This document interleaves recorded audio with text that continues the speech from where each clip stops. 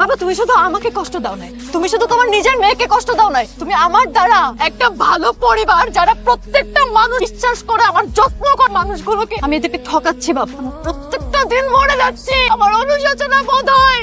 তুমি আছো তোমার ইগো নিয়ে, তোমার কাছে তোমার ইগোটাই বড় বাবা, তোমার কাছে তোমার মেয়ে বড় না।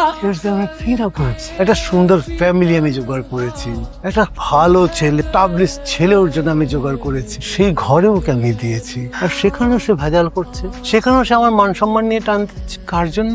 ওই নেশাখোর যে এখন ওই জেলের মধ্যে পচে মরছে তার জন্য। বাবা তুমি কি জানো আমার পেটের সন্তানটা কার? জানো না? তুমি যেটা করছো না বাবা, পাপ করছো। আর পাপ কিন্তু বাপেরও ছাড়ে না, তোমারও ছাড়বে না বাবা। কি বলে গেল ওইটা?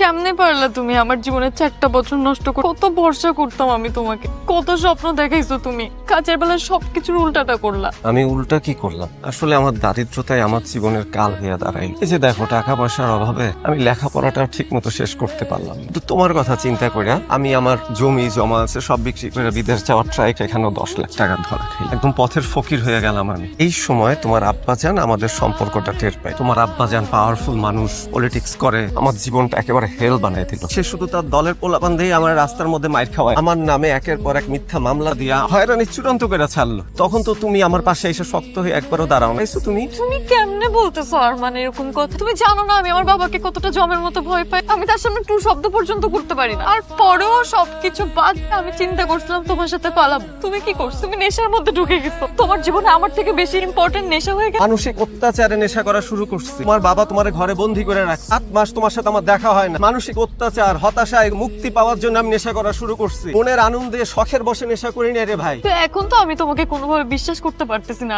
আর আমি যে তোমার সাথে দেখা করতে আসছি, বাবা যদি জানে তো জবাই করে এখানে নিচে পুঁতে রাখবে। আমাদের দুইজনেরই এখানে থাকাটা নিরাপদ না, বুঝছো? এক কাজ করি, চলো না, আমার এক বন্ধুর বাসা আছে, বিকালটা না হলে ওইখানে কাটাই সেফলি। তুমি কি পাগল হইছো? আমি কোনো বাসায় টাসে যাবো না। কি বলতেছো উল্টা পাল্টা? যাবা না মানে কি তুমি আমার বিশ্বাস করো না? এই এতদিনের সম্পর্ক আমাদের যদি বিশ্বাসই না থাকে তাহলে কেমন? এই সম্পর্ক দরকার কি? এই সম্পর্ক আমি বললাম যে একটু নিরাপদে বসে, তো ভয় লাগে কখন আমার দেখা ফেলা। 7 নম্বর ওয়ার্ডে তোমরা আমার জন্য কাজ করতেছো বাবা, আমি তোমাদের বলবো না, তোমরা কাজ করে গিয়ে যাও। তুই তুই আপনি করে বল শালা। তোরে আমি আপনি করে বলবো? তোর তো এখন জেগে থাকার কথা। এখানে তোরে কে পাঠিয়েছে রে? GD copy. বাইরের একটা মানুষও যদি আমারটা টোকাও দেয়াল মোল্লা এমপি পদপ্রার্থী যা বললো তা কিন্তু এখানে রেকর্ড হয়ে। কেমনে দেখাবে রেকর্ড করা জিনিসটা? আমার এখন পিঞ্জরার মধ্যে রে। এখন তো তোর কোনো ব্যবস্থা হবে। তোর তো আমি এখন দুটো